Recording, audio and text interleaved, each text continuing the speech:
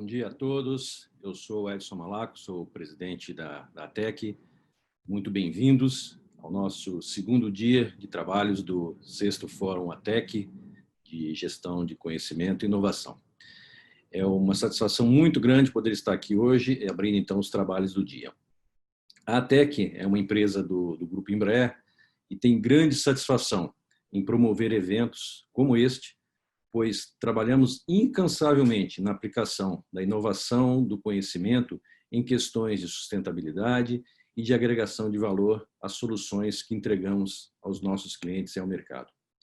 Ontem, no primeiro dia do evento, falamos sobre desconstruindo a visão do futuro, focando no futuro das cidades e como a tecnologia poderá nos ajudar a enfrentar os grandes desafios dos centros urbanos. E na parte da tarde, falamos sobre os desafios da mobilidade urbana, com os novos veículos aéreos que estão vindo. Hoje, falaremos sobre o uso da tecnologia dual, aquela desenvolvida para servir tanto para a defesa quanto para o uso civil. Trabalhar nesses tipos de soluções faz parte do nosso DNA da ATEC desde o seu nascimento.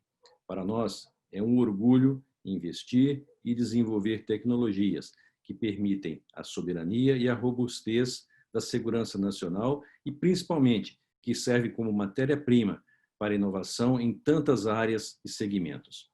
Então, no painel desta manhã, debateremos o impacto dessas tecnologias para os negócios e os cidadãos, como elas podem ajudar a sociedade em suas diversas frentes. Já na parte da tarde, trataremos dos saltos da tecnologia dual nos últimos anos, cenário em que a ATEC tem acompanhado e sido um protagonista. Temos muito a debater e muito mais a compartilhar e aprender. Aproveitem bastante. Passo então a palavra ao nosso diretor de TI e inovação da ATEC, Mauro Santos Júnior, que vai dar continuidade ao debate. Mauro, por favor, está com você. Bom dia, Malaco. Bom dia a todos. Sejam muito bem-vindos à 6ª edição do nosso fórum. Como o Malaco disse, a ideia do nosso fórum é debater, trazer temas relevantes aí para o nosso negócio e para a sociedade como um todo. E este ano estamos na 6ª edição, a primeira vez aí totalmente online. E esse ano o tema escolhido foi Future Next, o papel da tecnologia e da inovação para governos, para pessoas e para empresas. Então, hoje, no dia de hoje, nós vamos discutir inovação e, mais especificamente, agora de manhã, a gente vai discutir o papel da tecnologia e como a tecnologia impacta a vida aí dos cidadãos e mesmo das empresas. As perguntas, aqui embaixo tem um ícone chamado Q&A, que é Questions and Answers. Coloquem as perguntas ali, então a gente vai lendo essas perguntas conforme aí o debate vai acontecendo e a gente vai selecionar algumas perguntas para a gente fazer aqui ou durante as discussões ou no final do debate. O chat também existe aqui, mas as perguntas colocadas aqui no chat elas não serão consideradas, só as perguntas do Q&A, ok? Bom, então para começar a falar desse assunto tão importante para nós, aí vamos começar a compor a nossa sala virtual aqui. E eu gostaria de apresentar o Cláudio Spanó. Então, o Cláudio é um dos principais nomes do Brasil aí na área de confiabilidade. Ele é um dos responsáveis por disseminar esse assunto no Brasil e no mundo, participa de muitas palestras e muitos eventos nessa área.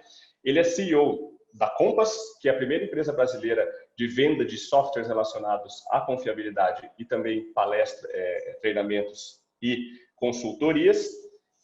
Muito bem-vindo, Cláudio. Bom dia, bom dia.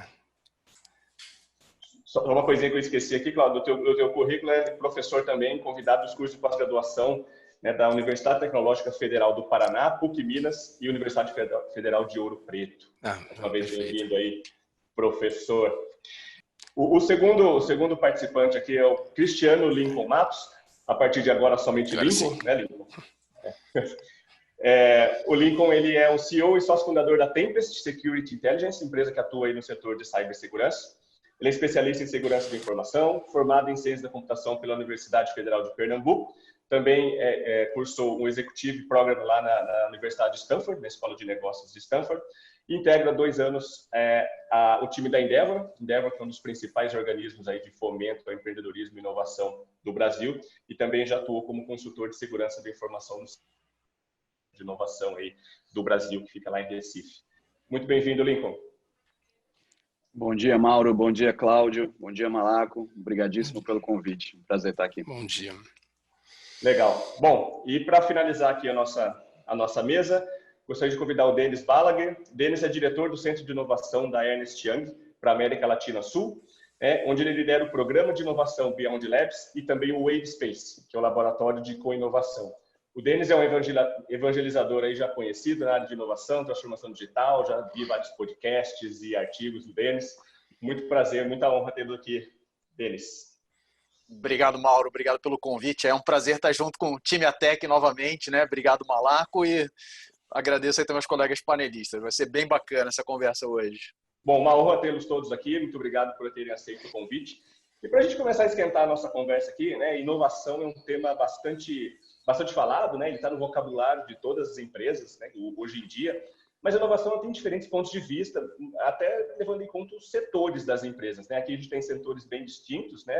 Ernst Young, temos a área de cyber, temos a área de confiabilidade. E eu queria ouvir de vocês um pouquinho sobre o conceito de inovação que cada um de vocês tem e como vocês aplicam esses conceitos aí no dia a dia de cada uma das empresas, levando em consideração a realidade de cada um aí. Obrigado pelo convite da ATEC, né? Agradecer aos participantes que estão aqui para ouvir a gente, esse momento para compartilhar, né, e discutir ideias sobre inovação e a tecnologia, né, propriamente dita. A Compass, né, ela trabalha há 20 anos com um assunto que por si só já é inovação, engenharia da confiabilidade, né? Até esse nome, quando eu estou sentado no avião com alguém do lado, fala: o que você trabalha? Eu falo: com a engenharia da confiabilidade. Aí o cara fica assim: o que você faz, né? Aí eu falo da turbina lá, tá vendo aquela turbina lá? Se ela a gente calcula a probabilidade dela falhar. Aí ele fala: entendi, né? Então esse assunto já é um pouco inovação pelo próprio nome em si. E ele é aplicado tanto na área aqui no Brasil, principalmente aqui no Brasil, na manutenção e gestão de ativos e também no desenvolvimento de novos produtos. E quem é o setor que mais a gente atua para falar da inovação para esse setor? É a indústria, né? A indústria, hoje, né, a confiabilidade vem para quê para a indústria?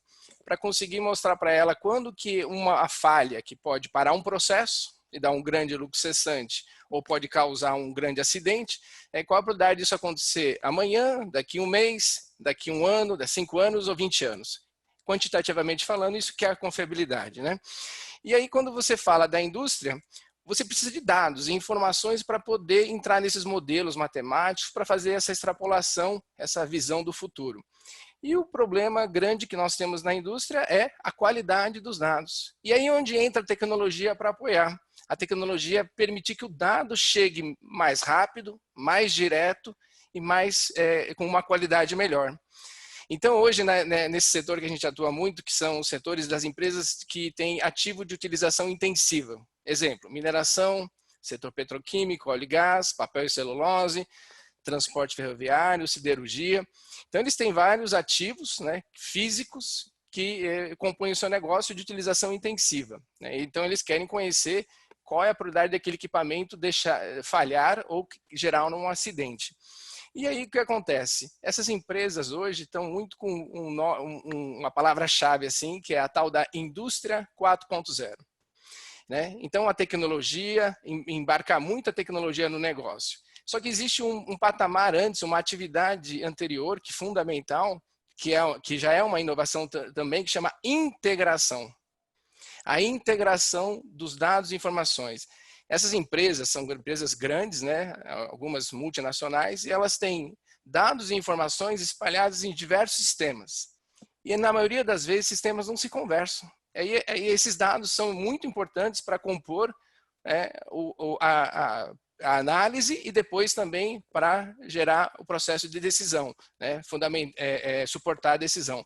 E esses dados estão muito desconexos e com baixa qualidade. Então, a integração é o fundamento, né, para ter uma gestão de ativos integrada, e aí sim vai facilitar a aplicação de metodologias como a engenharia da confiabilidade, sistemas de detecção, diagnose e prognose, para dizer quando os eventos indesejáveis vão ocorrer.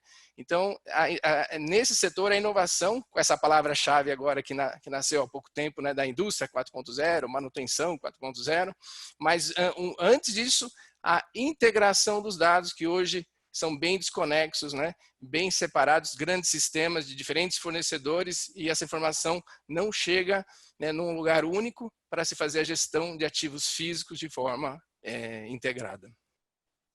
Muito bom, Cláudio. Estou pensando se essa frase sua não é para acabar com a conversa no avião, né? Tipo, você faz o quê? Engenharia de conformabilidade. Pronto, ninguém mais pergunta nada. Né? Naquele momento o cara já entendeu. E aí você fala de turbina, qual a probabilidade da turbina do avião falhar? Aí realmente... Durante o voo, eu falo ainda assim, durante o voo. Durante o voo, aí não vai querer conversar mais. Muito bom. Obrigado, Cláudio. Lincoln, aí na tua área, que talvez tenha sido uma das áreas mais faladas aí recentemente de cyber, e com essa questão todos aí remotos, os ataques, enfim, cyber ganhou uma visibilidade que nunca teve antes, né? Fala um pouquinho aí sobre inovação e sobre como vocês enxergam esse assunto dentro da Tempest. Legal, Mauro. Como você comentou, né? O tema de cyber é um tema que já vem há bastante tempo, mas nos últimos 2 anos, e especialmente após a pandemia, ele ganhou de fato uma relevância, ele está muito tangível, ele aparece para a sociedade como um todo, para os decisores de negócio e tudo mais. Então, realmente é um tema que chegou a vez dele, né? Só para falar um pouquinho rapidamente sobre o que a Tempest faz, a Tempest é uma empresa focada em cibersegurança, então nosso negócio tem 2 lados. Um é proteger o negócio dos nossos clientes, proteger suas operações, seus dados, né, seus ambientes, etc. E cada vez mais viabilizar que negócios digitais nasçam de forma segura, né? E é muito ligado a esse tema de inovação, de transformação digital. Segurança começa a entrar ali já desde o nascimento. Quando a gente fala em inovação dentro da área de cibersegurança, é uma área interessante porque ela junta tecnologia, que é um tema que já puxa, né, por si só, um tema muito dinâmico, etc., e cibersegurança, que é um tema pouco conhecido, mas que também ele tem uma dinâmica e uma velocidade de mudanças muito, muito forte. Então, a inovação ela nasce dentro desse contexto. No caso da gente, no caso de cibersegurança, até pela maturidade do tema, inovação real nessa área, nessa disciplina, está muito ligada ainda a conhecimento profundo, não só técnico em termos de cibersegurança, mas conhecimento dos problemas de segurança dos clientes. Ou seja, ainda é algo que a base para o processo de inovação é um deep dive, é um aprofundamento muito grande, seja no ambiente tecnológico, de por que os ataques acontecem, como é que eles podem ser evitados, etc., seja nos desafios dos clientes, né? A gente tem que entregar segurança no ambiente que está mudando, no ambiente que precisa inovar, e segurança não pode ser um entrave para esse processo. Então, dentro disso, dentro dessa base, digamos assim, de especialização, que é o primeiro ponto, em geral, os processos de inovação estão muito ligados a resolver problemas de fronteira, digamos assim, para os clientes. Ou seja, problemas novos que não necessariamente têm uma solução de prateleira, que já tem necessariamente enfim, um best practice de como que aquilo deve ser feito. Em geral, a inovação no nosso setor acontece do ponto de vista do cliente nessas situações de fronteira. Isso pode ser, por exemplo, um banco digital, né, que até 3, 4 anos atrás, bancos não eram digitais, né, e eles tiveram que se adaptar a esse processo e começaram a ir mercado num processo já se formatando como banco digital. Na hora que você é um banco digital, você tem desafios de segurança que são diferentes de um banco tradicional em que você vai abrir a sua conta corrente numa agência, que você vai lá ao vivo, você apresenta, né, seu RG, comprovante de residência e tudo mais, e os processos foram criados para isso. Na hora que a gente vai para um ambiente 100% digital, né, que precisa ser inovador, como é que a segurança acompanha essa inovação? Então, acho que o primeiro ponto aqui, quando a gente fala de inovação em cibersegurança, vem disso, ou seja, a gente acompanha o cliente e a gente está ali tentando resolver os problemas de inovação que o próprio cliente tem e que puxam problemas de segurança. Esse é um aspecto super interessante. A inovação de segurança, nesse aspecto de cliente, ela também está ligada a uma inovação dentro do próprio cliente. Inovação de negócio, de transformação digital, etc. Uma segunda vertente aí de inovação em cibersegurança tem a ver com, digamos assim, o lado ataque e defesa, né? Que em segurança acontece algo interessante, que é a ameaça, o adversário, quem está do outro lado, e aí pode ser um cybercriminoso, pode ser uma nação-estado, né? Enfim, querendo fazer algum tipo de espionagem, pode ser um fraudador. Independente de qual seja a ameaça, a característica principal dela é que ela se adapta, né? Você tem um humano do outro lado, não é uma condição de falha, né, estática, digamos assim. Você tem um humano do outro lado que está interessado em, por exemplo, acessar suas informações ou cometer algum tipo de crime ou atividade maliciosa. E ele é tão inteligente quanto você. Em muitos casos, ele é tão bem ferramentado quanto você, né? E ele se adapta ao que você faz. Então, isso gera um jogo de gato e rato quando a gente fala em segurança, em que a gente sobe um muro em termos de defesa. O que o atacante faz? Ele descobre uma forma de pular esse muro, né? De cavar um buraco e passar por baixo do túnel, né? De passar ao lado do túnel, de abrir uma janela. Ou seja, a ameaça, ela se adapta. Isso quer dizer o quê? Isso quer dizer que nada em segurança é estável, né? Tudo está sempre num contexto de mudança, num contexto de adaptação, né? Em que a gente sobe uma defesa, a ameaça se adapta, a gente tem que reagir a essa ameaça, a ameaça por sua conta também se adapta, muda seu modus operandi, muda sua tática. Então, em termos de como a gente constrói soluções inovadoras de cibersegurança, esse componente está sempre muito presente, tá? Ou seja, nunca é algo estático. A gente tem que estar sempre antenado ali ao que o outro lado da mesa, digamos assim, vai fazer. Então, acho que esses dois pilares aí entram quando a gente fala de inovação em cibersegurança. Um é o entendimento profundo do problema do cliente, a gente entender os objetivos de negócio do cliente, e o que precisa ser, né, construído, qual o problema que precisa ser efetivamente resolvido ali, e como fazer isso de uma forma que traga segurança, mas que não prejudique o negócio. Em geral, tem uma inovação aqui envolvida.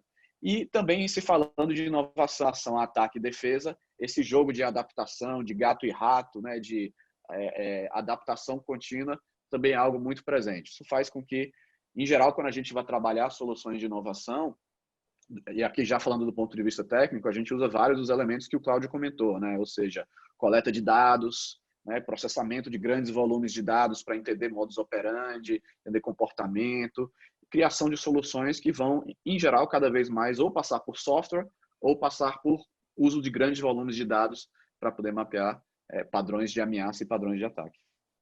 E essa questão de cyber, ela ganha ainda mais importância, né, quando se fala de inovação e tal, porque cyber é uma questão assimétrica, né? Quer dizer com isso, antes, exatamente, quando você tinha umas forças armadas, por exemplo, se a minha força é maior do que a de um outro país, a gente se sente relativamente seguro, né? Mas em termos de cyber, uma sala com 6 pessoas muito bem preparadas pode derrubar uma infraestrutura crítica do país, né? Ele desbalanceia a equação, digamos assim, né? Ele muda o peso dos fatores.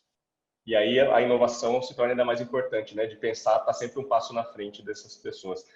Bom, Denis, nosso antigo ATEC aqui, a gente já discutiu bastante sobre inovação, sobre o ponto de vista. Compartilhe um pouquinho com a gente agora nessa indústria mais tradicional aí da Ernst Young, né? Como que é a visão de inovação aí de vocês e particularmente tu aí? Não, acho muito bacana as perspectivas que foram dadas aqui, e eu queria colocar uma outra lente aqui, até usando a perspectiva que eu tenho. Eu estou há 20 anos trabalhando com inovação corporativa, né? Desde a época que a inovação não era buzzword, né? Então a gente é inovação raiz. E quando a gente pensa em inovação, a definição clássica de inovação é você criar algo novo para produzir impacto no negócio. Essa é a definição canônica de inovação. Quando a gente olha na origem do termo, lá há 70, 80 anos atrás, né? Então, isso é o ponto mais interessante, é criar algo novo que produz resultado, que traz uma lembrança importante. Se uma inovação não produz impacto, ela não é inovação, ela é uma invenção só. Ela ficou na prateleira. E quando a gente olha por essa lente, eu gosto muito de uma frase do Gary Hamel, que ele fala que num mundo em constante mudança, a inovação é o único seguro contra a irrelevância. E como o Lincoln colocou, o alvo é móvel. Então, mais do que nunca agora, você precisa se renovar, porque senão o próprio mercado, os problemas de negócio que você resolve, vão tornar você irrelevante, porque a maneira pela qual você resolve, ela se torna obsoleta. Então, isso implica que as empresas, elas aplicam trajetórias diferentes, estratégias diferentes de inovação, porque a maneira pelas quais elas vão buscar essa diferenciação, a construção da competitividade, o seu posicionamento no mercado, exige buscas diferentes da construção de algo novo. Então, algumas empresas têm trajetórias de inovação mais incremental, aquele busca clássica por competitividade baixando custo. Outras, como o Lincoln mencionava, vão trabalhar na fronteira, uma inovação mais tecnológica, como a própria Embraer trabalha, como a gente viu no período que eu estava lá na Embraer, até antes do meu período na ATEC.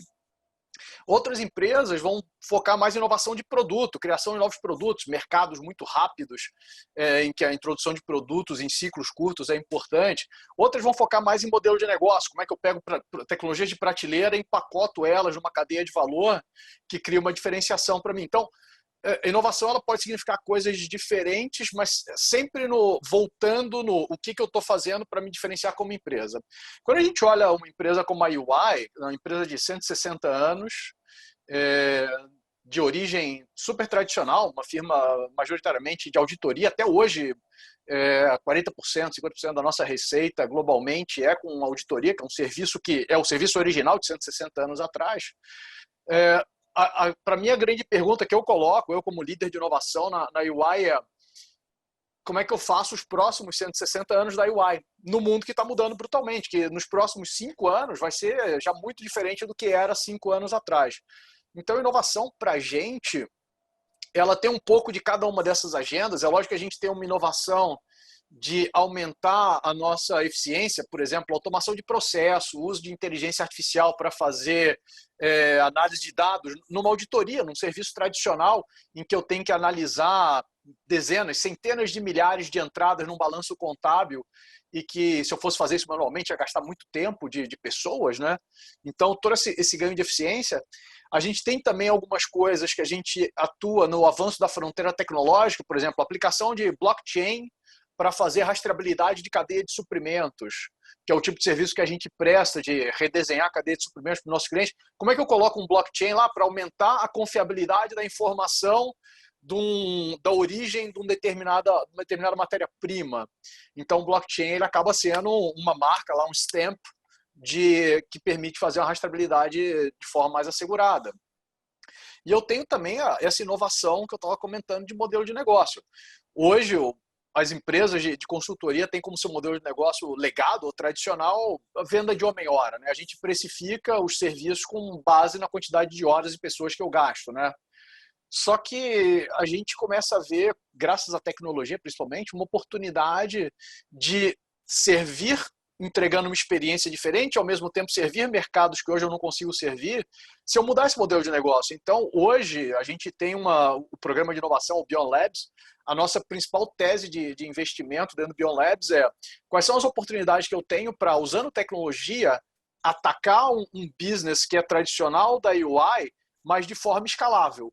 Então, por exemplo, serviços de assessoria jurídica para ajudar nossos clientes a tomar decisões quanto a alguns processos.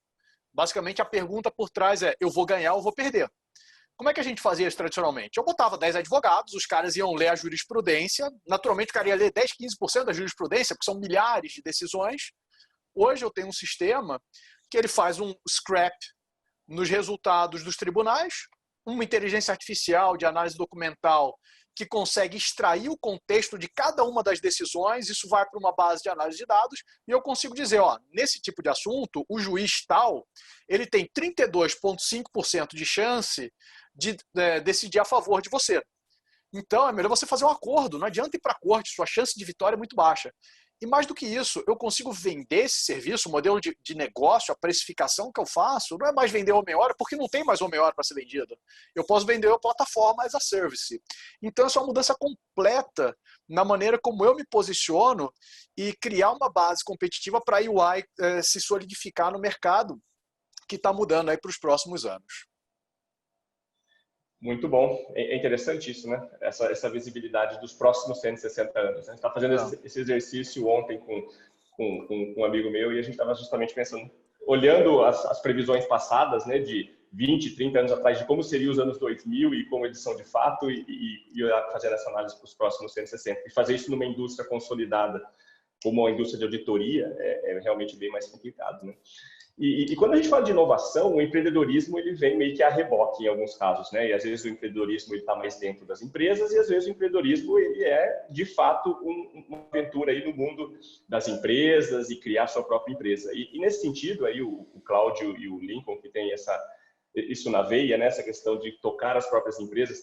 Eu queria que vocês comentassem um pouquinho sobre como a inovação ajudou cada um de vocês a superar problemas durante essa jornada de empreendedorismo, que todos nós aqui sabemos que não é fácil, né? A questão no Brasil é muito difícil ter uma empresa e é realmente preciso muita coragem para isso, né? E que obstáculos que vocês tiveram que superar e com a ajuda da inovação durante essa trilha toda, e também com seus clientes, né? Vocês têm uma característica comum aí que atende uma vasta gama aí de clientes e clientes grandes, né? O Cláudio aí com a Compass tem clientes na área de confiabilidade Vale, a gente falando de Vale, de Petrobras, está falando de Volvo, de Scania, de grandes montadoras.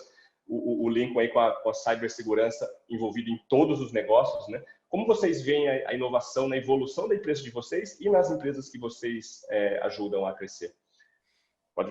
Começa pelo Cláudio aí que está com o microfone pronto. Assim, eu falo até que a inovação é um dos fundamentos da Compass, né? Que nem você falou, 20 anos de empresa no Brasil, o que a gente teve mais de uma dezena, né, de crises de tudo quanto é tipo, nacionais e internacionais. Agora a pandemia, acabamos de sair de 3 anos atrás, né, uma interna política, 2 anos atrás. E aí, como é que se sobrevive ainda mais com um assunto bem desafiador, que é a parte da engenharia, da confiabilidade. Então foi inovação a todo momento. E aí até uso uma frase que o Denis falou, né, criar algo novo para gerar impacto no negócio. É o que a gente fez o tempo inteiro. Em 2003, criamos o primeiro simpósio internacional de confiabilidade, né, que até o americano, que a gente tem a parceria, foi aplicado também 2 anos depois no mundo todo. Então, para trazer empresas que já tinham aplicado, estavam aplicando, para compartilhar cases de sucesso e lições aprendidas. Né? Depois fizemos as licenças acadêmicas para levar as ferramentas para a universidade, para os cursos de graduação e pós-graduação. Depois nós tivemos criamos uma certificação internacional, o CRP, Certified Reliability Professional, para certificar o profissional de confiabilidade. Mais recentemente criamos uma outra certificação mais para o consultor, que é o Rede Consultor, para consultores de confiabilidade. Em 2016, criamos o primeiro treinamento com todos os cursos fundamentais da engenharia da confiabilidade, né, porque esse assunto, você comentou no Brasil, né, que eu sou professor convidado de várias universidades, porque esse assunto não está na graduação, né? Ele é dado em alguns lugares na pós-graduação. Por isso que a gente é convidado para apoiar nesses cursos, né? Com alguns dos nossos consultores que são professores nessas universidades.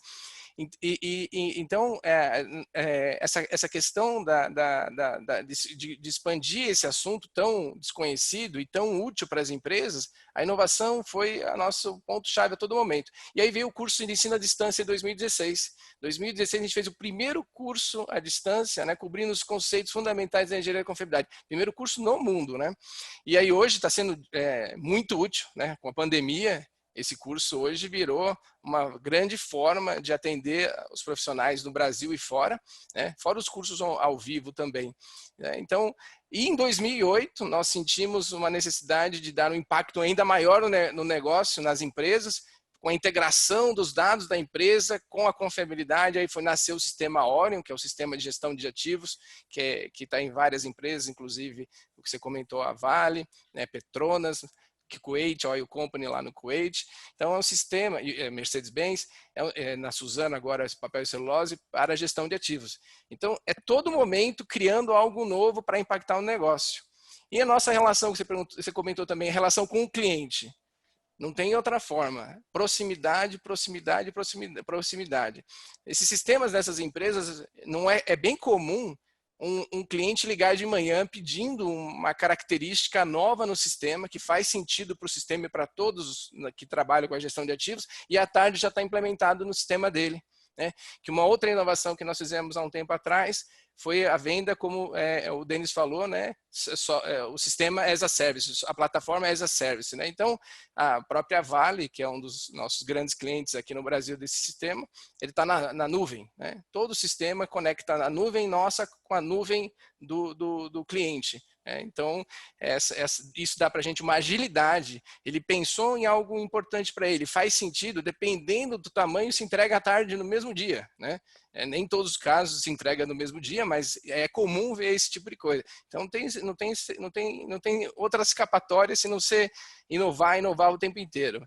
Estamos nos trabalhos agora com pesquisa e desenvolvimento, que eu comento mais à frente, né, com universidades, também novos sistemas para permitir que o usuário, a confiabilidade ela é muito longe ainda do indivíduo, ela é muito perto da empresa, mas um profissional hoje, ou um estudante que queira ter acesso a ferramentas de confiabilidade, isso ainda é algo muito distante. A gente conseguiu, com o curso em EAD, trazer para ele o conhecimento. Agora vamos trazer para ele a ferramenta. Né? Tem um projeto chamado Reliability for All, né? Confiabilidade para todos. Então, é inovação o tempo inteiro. A gente não consegue parar de pensar, né? E, assim, a minha cabeça o tempo inteiro, eu escutando o Denis aqui, já notei mais outras coisas aqui, que a gente não tem como parar se não inovar para sobreviver, né? E para continuar, né? E perpetuar o negócio, né? E é interessante porque nessa área de confiabilidade, engenharia de confiabilidade, você falou, é a confiabilidade de uma turbina ou de um gerador, enfim. Às vezes as pessoas pensam, não tenho que inovar. E aí é legal ver esse exemplo da inovação aplicada no dia a dia com coisas diferentes, com cursos, com treinamentos, e o cliente no final do dia também ele não quer esperar mais, né? Não existe mais aquele negócio de espera aí que eu vou comprar um computador para instalar no teu data center e aí daqui 2 meses a gente começa a trabalhar. E acabou isso, né? Agora é tudo pronto para ontem. É tudo pronto e aí a tecnologia entra muito nisso, né? E vocês aí, Lincoln, com a Tempest? Legal, assim, de novo eu vou pegar carona aqui na frase do Denis de criar algo novo para gerar impacto. Eu acho que é exatamente isso, e quando você pensa, né, no que é essencial para o empreendedor, né, esse mindset de inovação ele é absolutamente essencial, mesmo que o empreendedor não saiba que isso se chama inovação, ou que é isso, que existe um arcabouço teórico ali por trás, né, na raça ali é o que é feito para tirar uma empresa do chão. Então, tanto o Cláudio aí tem 20 anos de atuação, a Tempest também. E quando a gente começou, o assunto de cibersegurança era um assunto novo. Nem se chamava cibersegurança, era segurança da informação. Então, essa coisa de criar algo novo, a empresa literalmente nasceu assim. A gente entendia né, do tema do ponto de vista técnico, né? Ou seja, a gente era especialista no tema técnico, mas daí a você criar algo novo que gere impacto no cliente, né, os 2 eixos aí que o Denis colocou, é uma outra experiência, né? E exige aí uma disposição a risco e enfim, uma cabeça de experimentação e teste e feedback constante que é absolutamente essencial para o mindset do empreendedor. E na história da Tempest, esse mindset de inovação ele foi essencial. Tá? Se eu olho para o nosso portfólio hoje, eu diria que pelo menos uns 70% do nosso portfólio, hoje do que a gente faz, das soluções e produtos que a gente tem no mercado, eles nasceram de processos de inovação em que a gente criou a solução junto com o cliente, dentro do cliente. Ou seja, um processo de bootstrap ali de uma solução que nasceu dentro de um cliente, foi validado ali e depois a gente expandiu isso para o mercado como um todo. Isso é literalmente como a Tempest cresceu, se desenvolveu e a gente continua fazendo isso. Tá? Essa proximidade com o cliente, essa fricção com o cliente, essa fricção com o mercado, na minha visão, de onde saem todas as coisas boas, sabe? Ou seja, você está junto do cliente, e aqui o cliente não precisa ser necessariamente apenas um cliente comercial, né? Isso pode ser um cliente interno, enfim, algo organizacional, mas estar junto do cliente no sentido de entender o seu problema e ter ali alguma dinâmica de experimentação, validação de uma solução, digamos assim, em estágio temporário, né? Um draft ou um MVP, enfim, alguma solução intermediária ali, e a gente beber de volta do feedback do cliente e fazer essa roda girar até que a gente tenha algo que fique em pé, né? Que possa efetivamente gerar um impacto para o cliente, né? Entregar valor de alguma forma. Então, essa fricção e essa proximidade constante aí foi o motor de inovação da Tempest ao longo desses 20 anos, obviamente junto com uma especialização e uma capacidade técnica que permitiu a gente executar em cima disso e efetivamente entregar coisas novas, né? Mas essa modelagem aí como o tema apareceu dentro da Tempest. Enfim, só para para dar um exemplo, assim, eu consigo enxergar em 2004 o que a gente fez, que colocamos uma solução nova de mercado, em 2010, em 2014, a última mais recente agora, 2017. Estamos preparando nesse momento a próxima fornada, né, de soluções e de produtos para esse novo ciclo que a Tempest tem. Mas só para dar um exemplo, de um produto que hoje é um produto de altíssimo crescimento dentro da empresa, o Alarm, é um produto de identificação digital e antifraude. É um produto que hoje representa 20% da nossa receita e crescendo. E ele nasceu ele nasceu como uma resposta a um desafio que um cliente nos fez. Esse cliente, esse é um caso público, tá no mercado, etc. Esse cliente era, na época, o Banco Original, que foi o primeiro banco digital aqui do Brasil, né, lá em 2016, que começaram as operações, etc. Estavam desbravando o terreno aí em relação ao que é você abrir uma conta, né, de forma completamente online, sem agências físicas, etc. E eles nos trouxeram um problema de negócio, como o Denis colocou. Qual era o problema deles? Eles disseram o seguinte: olha, no nosso processo de onboarding, né, no nosso processo de captação de clientes, o Banco Central, por regulamentação, ele exige que o correntista demonstre uma comprovação de endereço, né? Provar que você mora onde você mora. Em geral, quando você vai abrir uma conta no banco, isso é feito com sua conta de energia, sua conta de celular, de telefonia, etc. E você vai lá e entrega isso junto com o seu RG e tudo mais. Na hora que se portou esse processo analógico, digamos assim, para o mundo digital, às vezes as coisas não encaixam muito bem, né? E o que eles viram? Eles viram o seguinte, que na hora de chegar nesse pedaço do onboarding, de se pedir o comprovante de residência, a solução original foi: vamos tirar uma foto do comprovante de residência do cliente, a gente faz um OCR, né, traduz ali as palavras, etc., e a gente vai ter o endereço do cliente.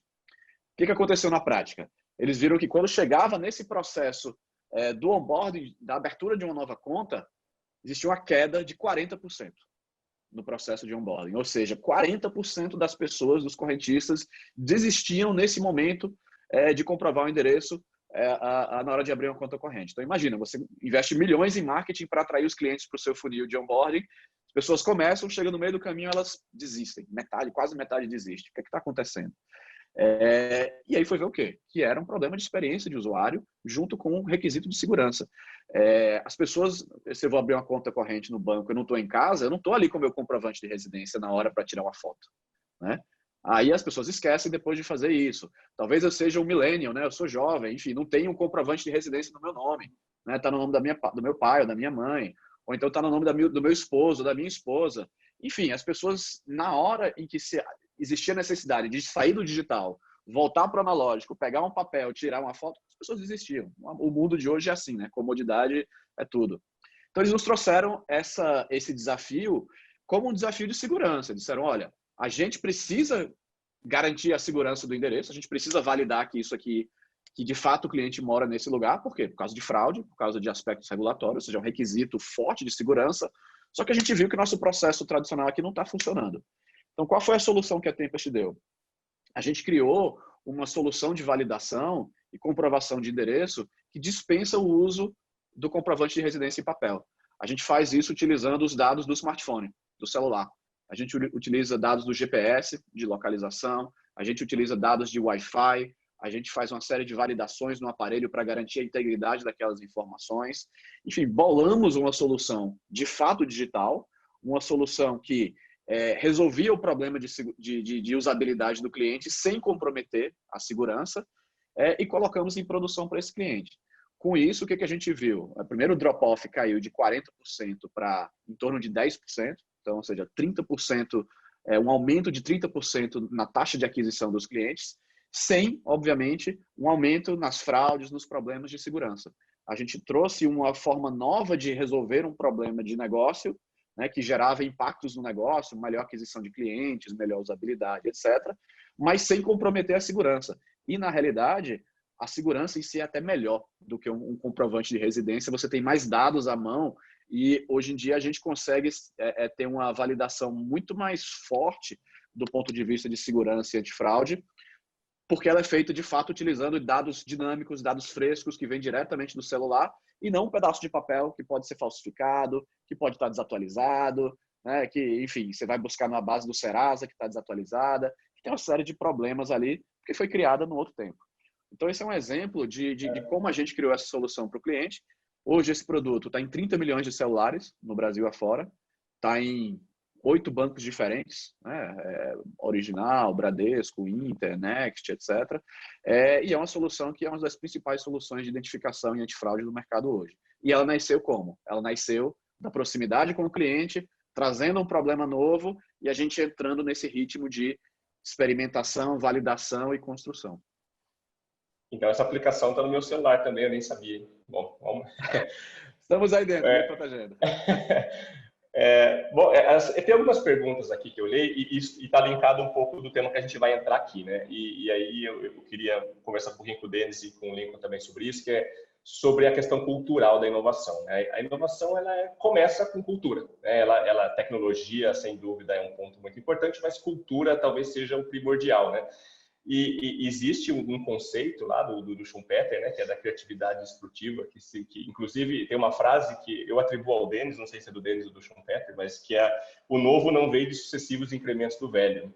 E é difícil você chegar numa empresa e falar o seguinte: olha, isso aqui, como a gente trabalhou nos últimos 10, 15 anos, não dá mais para a gente trabalhar mais 10, 15 anos dessa maneira. Então a gente precisa... Não dá para ficar incrementando aos poucos o nosso modelo, e sendo que vai vir alguém aqui daqui a pouco, exemplos na indústria existem de montes, e a gente não vai ser repetitivo aqui, mas como é que vocês enxergam essa questão cultural? E aí eu queria começar pelo Denis, porque eu imagino que se chegar para uma empresa de 160 anos e dizer que, escuta, viu, contratar 10 advogados para ficar olhando o documento, talvez essa não seja mais a solução. Que tipo de barreiras vocês encontram nessa questão cultural, e que dica que vocês têm aí para passar para a gente sobre como superá-las? Bacana. Acho que esse acaba sendo um ponto crucial quando a gente está montando um programa de inovação, uma área de inovação numa empresa. E numa empresa tradicional, talvez a gente tenha alguns desafios complementares, né? Mas eu acho que a primeira coisa, assim, a gente tem que desmontar alguns mitos da inovação, que o Creative Destruction do Schumpeter, ele é para um tipo de inovação, aquela inovação mais radical. Tem outros tipos de inovação que vão ser importantes também, a depender dos problemas de negócio que você tem, e que talvez sejam pontos de partida interessantes para você começar a quebrar a resistência por pensar diferente. E outro ponto que eu acho importante quando a gente discute essa questão da implantação da cultura de inovação é entender um outro mito da inovação, que muita gente acha que a inovação é a coisa do cara criativo, né? Tipo, cara, eu tenho que ter o Steve Jobs na minha empresa. Cara, isso é mentira. Inovação é um processo sistemático. Tem metodologia, tem ferramenta, tem métrica. Então, quando você começa a desmontar esses mitos, entender que a inovação ela é uma prática empresarial, que você vai criar, assim como você tem a área de qualidade, você tem a área do teu financeiro, você tem o jurídico, você tem os suprimentos, cara, você tem inovação, é uma prática empresarial que tem seus objetivos, tem seu jeito de operar, tem seus pré-requisitos culturais para operar de forma funcional, comportamentos esperados e adequados, né? Então, quando você desmonta essas coisas e começa a trabalhar para sistematizar a inovação, colocar a inovação no DNA da empresa, as coisas começam a ficar um pouco mais fáceis. Dito isso, é importante trabalhar em 3 pilares, e vai um pouco além da cultura. A cultura é um deles, né? Mas eu sempre falo para implementar, colocar a inovação no DNA de uma empresa, tem 3 pilares que a gente tem que trabalhar. O primeiro deles é intenção. Tem que estar muito claro para a empresa que aonde a gente quer chegar com a inovação. Para que eu estou inovando? Por que a inovação é importante? E tem que estar claro numa visão top-down. A inovação ela sempre é bottom-up, porque ninguém tem o monopólio do conhecimento. Então você tem que abrir a base para capturar ideias diferentes. Mas ela só vai ter espaço para ser bottom-up se ela for primeiro top-down. Eu uso muito a visão lá do Kennedy, quando lança o programa espacial lá na Universidade do Texas, que ele fala, né, de colocar o homem na Lua não porque é fácil, mas porque é difícil. Então, essa ambição colocada de forma clara, a gente está inovando porque a gente acredita nisso, isso é importante. Isso é o ponto de partida. Então, se você não tem um buy-in da alta liderança, dificilmente vai acontecer. Segundo ponto, entra assim em criar uma cultura que seja uma cultura que estimule os comportamentos adequados para a inovação, relacionados à interconexão, a troca de experiência, a experimentação, ter uma cultura de experimentação, de testar uma coisa, testar outra, aprender e evoluir. Então, criar essa cultura que permite as pessoas trabalharem dentro das metodologias de inovação. E o terceiro ponto, que não adianta só ter intenção, ter a cultura, você tem que ter uma estrutura para fazer a inovação acontecer. Então, ferramentas adequadas, processos adequados, pessoas treinadas e com os skills necessários para inovar, e também toda a parte de incentivos. Não adianta você cobrar inovação, e, por exemplo, uma inovação mais radical, se a cultura da empresa ou se o modelo de incentivos da empresa é todo focado em eficiência. Cara, não vai acontecer. O cara está pagando o trimestre, ele não está nem aí para os 10 anos.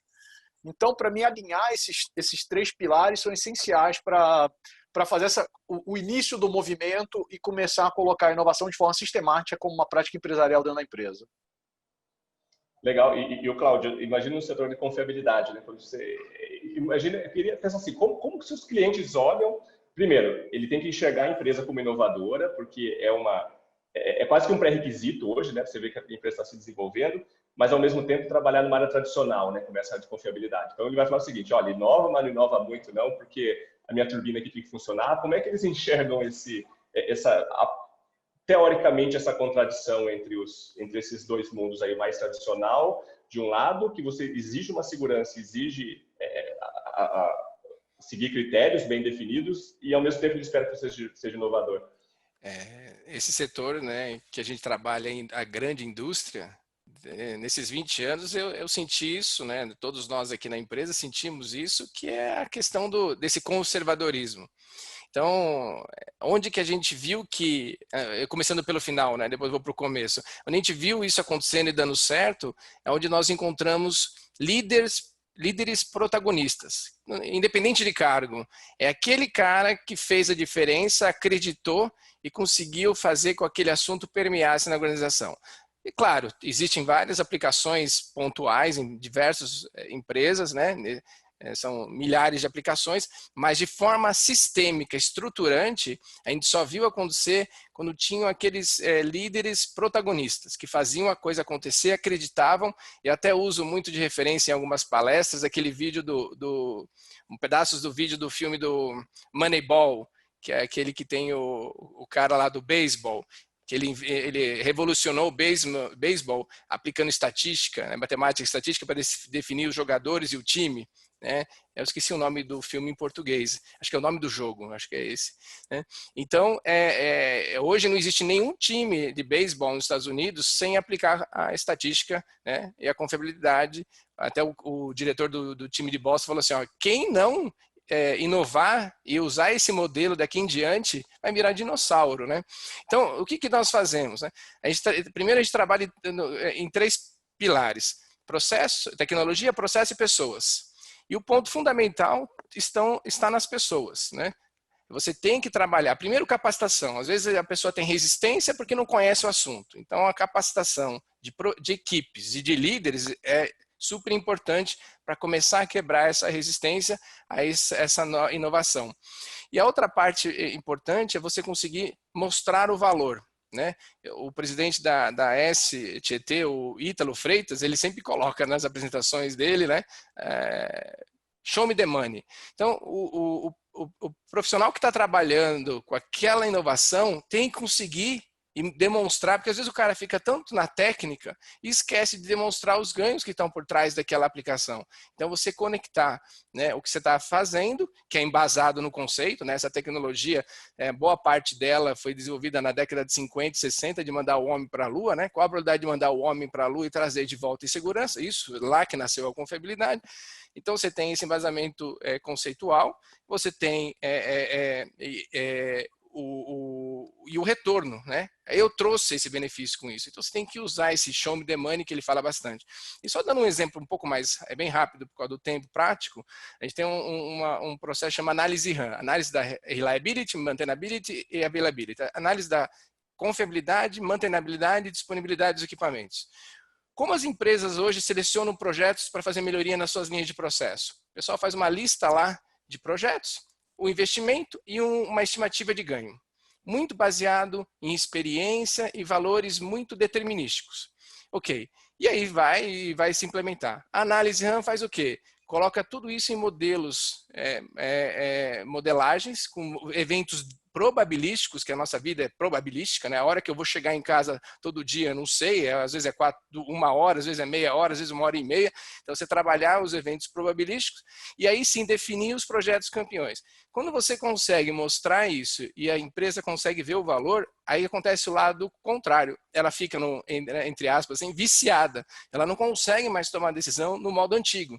Então, é um lado do convencimento, né? Então, tem essa parte de trabalhar as pessoas com capacitação, mostrar os resultados com o show me the money e conseguir mostrar continuamente os ganhos e convencendo essas partes interessadas, né? Muito legal, muito bom. E quando a gente fala de inovação, né, os mitos, a gente chegou a comentar um pouquinho aqui sobre os mitos, eles vêm junto, né? E tem muita gente que diz que uma empresa inovadora é a empresa que tem lá o escorregador, a precisa de bolinha, onde eu vou tomar o meu chopp no final do dia, enfim, isso é muito falado no mercado e tem empresas, às vezes, que, linkando um pouquinho que a gente já falou de cultura, né? Então, se a empresa não tiver cultura para aquilo, não é aquilo que vai resolver o problema da inovação, né? Eu queria, Lincoln, conversar um pouquinho contigo, com o Denis, aí também sobre esses mitos da inovação, né? E quão importante vocês julgam o ambiente que é criado para a inovação dentro da empresa, para fazer fluir. Então, o pessoal fala assim, não existe hora para ser criativo, não existe local para ser criativo, mas o ambiente ajuda ou não ajuda, isso também é bem discutido. E falar dos mitos em geral aí, que vocês vivem no dia a dia e superaram. Legal, eu acho que o Denis colocou um framework que é muito aplicável. Vou só meio que colocar um pouco de carne ali, usando um pouco da experiência da Tempest. Então, em termos do ambiente, né, assim, realmente não é escorregador, não é cerveja na sexta-feira, não é nada disso, né? É ambiente muito mais no sentido de cultura, experimentação, comportamento e apetite a risco, vamos dizer assim, né? Então, e eu acho que um aprendizado que a gente teve, e foi super interessante para mim assim, acompanhar esse crescimento da Tempest e ver como esse tema aparece em diferentes estágios de desenvolvimento. Então, por exemplo, isso que eu citei aqui, né, de apetite a riscos, né, de experimentar, a intenção, né, que o Denis colocou, a gente tem que querer fazer esse negócio, senão não vai sair do zero, entendeu? Senão a gente não vai conseguir vencer as barreiras que naturalmente virão. Né? Isso aí, numa empresa pequena, né, que está nascendo, que precisa se desenvolver, ganhar mercado, isso aí, o empreendedor acorda todo dia com isso na cabeça e vai dormir, toma banho e sonha com isso e não para por muito tempo. Então, esse lado aí existe de forma muito presente numa empresa pequena, né? Esse apetite a riscos, etc. Coisa que eu adicionaria aí em termos de ambiente, muito de como as pessoas se comportam, digamos assim, não sei se a palavra certa é essa, tá? Mas assim, uma aceitação de erro, uma permissividade, obviamente, num determinado nível, a erros, especialmente quando eles estão ligados a experimentos. Ou seja, a gente vai errar. Vamos entrar aqui num modelo, numa sistematização em que a gente erra rápido e a gente erra frequentemente para que a gente identifique esses erros logo e a gente possa incorporar isso na solução. Isso também, ao meu ver, exige um ambiente que as pessoas não são penalizadas por isso, que são estimuladas ou são suportadas quando a gente está nesse processo. E para fazer um deparo aí entre o que era isso numa empresa pequena, de 10, 15 pessoas, e numa empresa que está indo para um tamanho médio, a Tempest está com 350 pessoas, e no que a gente vem fazendo de inovação nos últimos, vou dizer assim, 1 ano e meio, 2 anos, e que a gente já está com esse tamanho, a forma em que isso aparece já é bem diferente da forma original lá de 15 anos atrás. Então entra muito do que o Denis colocou, né? Ou seja, a gente agora sistematizou e trouxe mais metodologia para o processo, a gente separou um pouco essa linha de transformação e inovação da operação do dia a dia.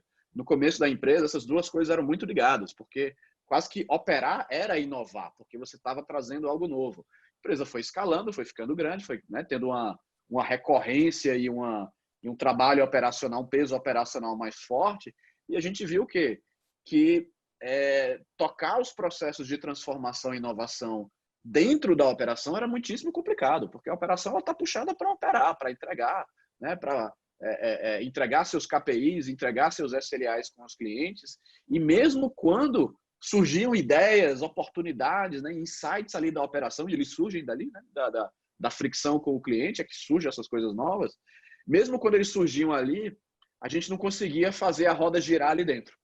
Por quê? Porque naturalmente a operação puxava todo mundo de volta para aquele dia a dia da entrega. Então, o que a gente começou a fazer, na hora que a gente percebeu isso, e obviamente, né, se estudando, se preparando, amadurecendo empresarialmente, de ver, ok, isso não vai funcionar para a próxima escala que a gente vai. Então, Vamos tirar isso, vamos manter isso conectado na operação, mas não dentro da mesma estrutura, e vamos criar aqui um engenho, um time, um mindset próprio para isso, que consiga receber isso das várias áreas, mas que consiga, de fato, andar com o tema de inovação e andar com o tema de transformação, sem que a operação precise parar com isso. Então, assim, em termos de mitos, né, eu acho que o framework do Denis faz muito sentido. Ressalta essa coisa da cultura e do apetite a risco e da intenção, né, de querer fazer. Não é fácil, né? Precisa estar disposto a correr risco, a topar errar, a topar, enfim, talvez não bater uma meta X ou Y de curto prazo, porque você está pensando no longo prazo. O ambiente organizacional tem que estar pronto para isso. Tem que encaixar na estratégia, porque senão vai parar ali. Muito bom. E aí, Denis? Sobre eu os acho, mitos. Cara, o Lincoln tocou para mim assim naquele que é o mito central, né? É o pecado original da inovação, que é a pessoa confundir uma empresa que inova com uma empresa que é inovadora. São coisas diferentes. Uma empresa que inova, e que é muitas vezes o caso da startup, a gente ouve muito isso, empresas que estão na primeira iteração. E aí quando perguntam para o cara, pô, vocês têm uma área de inovação? Não, minha natureza é inovadora, aqui todo mundo inova, o papel de todo mundo é inovar. Falei, legal, isso vai funcionar na primeira. Tá vendo o escorrego aqui, ó? Tem um escorrego, né? O escorrego sou inovador. Né? Exatamente. Quero ver quando você estiver na quinta iteração. Quero ver se você vai conseguir separar, como o Lincoln bem coloca, a operação do que é o diferente. Cara, como eu comentei, inovação é uma prática. Você tem que trabalhar isso de forma sistemática. Porque senão, depois que você fez a primeira iteração, que você foi o cara disruptivo e quebrou o mercado, você vai entrar na agenda de eficiência. Cara, eficiência mata a excelência todo dia. Todo dia, uma empresa bem-sucedida vai estar buscando melhorar o que ela já faz. E se você coloca o foco só nisso e você esquece de abrir a perspectiva tem que lembrar, eficiência é melhorar o que você já faz. Excelência, raiz etimológica vem do latim, do excelere, é ir além. Cara, e aí eu volto na frase do Schumpeter, que você gosta, né? Não se chega ao novo por sucessivos incrementos do velho. Então, a empresa ela precisa saber que ela tem duas mentalidades. Ela tem que ter uma estratégia de operação robusta, e muitas vezes vai ter inovação para operação robusta, que é a inovação incremental, mas a estratégia de perpetuação da empresa é uma estratégia com uma ambição diferente. E ela tem que ter um espaço, ela tem uma heurística de busca diferente, ela tem métricas diferentes, ela tem uma cultura diferente. Então, para mim, esse é o mito mais importante. Saber separar essas duas coisas e entender que a inovação ela tem que ser uma prática que vai ser fomentada, que vai ser nutrida. E aí, só para fechar na questão do espaço, né, que a gente brincou aqui do escorregador, da mesinha de pinball e tudo mais, né? Eu gosto muito de ilustrar com um exemplo nosso, né? A gente tem um laboratório de co-inovação, que é o WaveSpace, que é um espaço fantástico, 300 metros quadrados, que foram projetados para a gente fazer sessões imersivas de design com os nossos clientes. E eu sempre dizia, quando a gente já tem há 2 anos esse espaço, e eu sempre falava, cara, o espaço é bacana, mas a gente tem que lembrar que o espaço ele é a linguagem corporal da organização. Isso significa que o espaço ele reflete quem a gente é, não o contrário. A gente não se torna inovador porque eu criei o espaço.